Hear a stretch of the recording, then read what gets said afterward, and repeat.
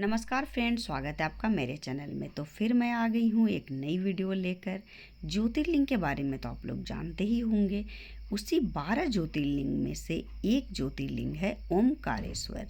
यहाँ भगवान महादेव ज्योति स्वरूप विराजमान है। मान्यता है कि इस ज्योतिर्लिंग के दर्शन मात्र से ही मनुष्य की सभी इच्छाएं पूर्ति हो जाती हैं।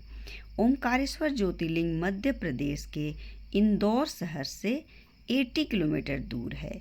यह नर्मदा नदी के किनारे बसी एक ऊंची पहाड़ी पर मौजूद है।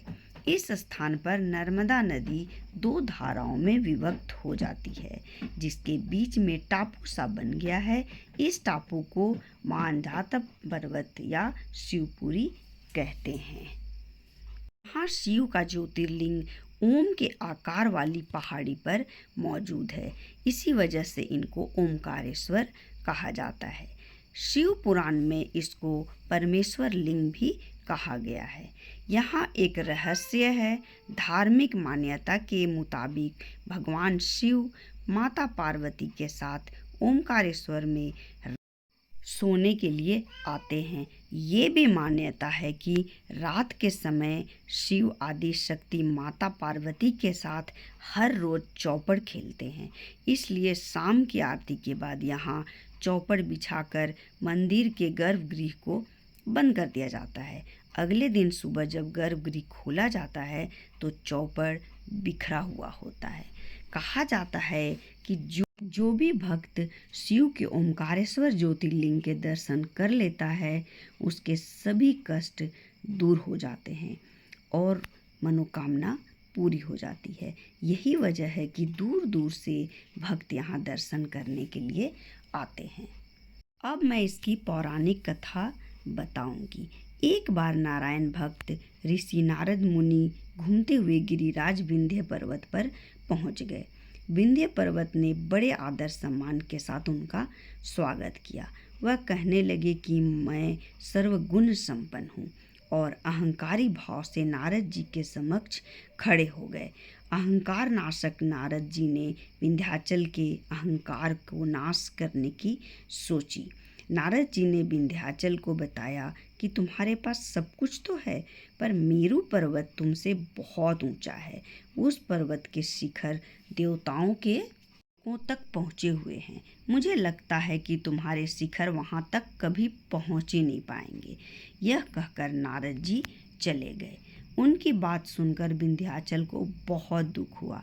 उसने उसी समय निर्णय लिया कि अब वो भगवान शिव की आराधना और तपस्या करेंगे।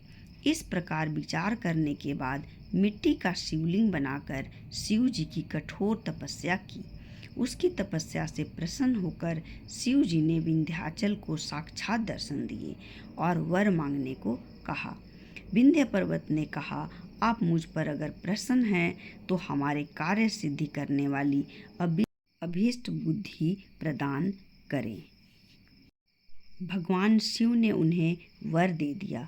उसी समय देवतागण भी, ऋषि भी वहाँ पर, सारे ऋषि मुनि देवतागण वहाँ पर आ गए।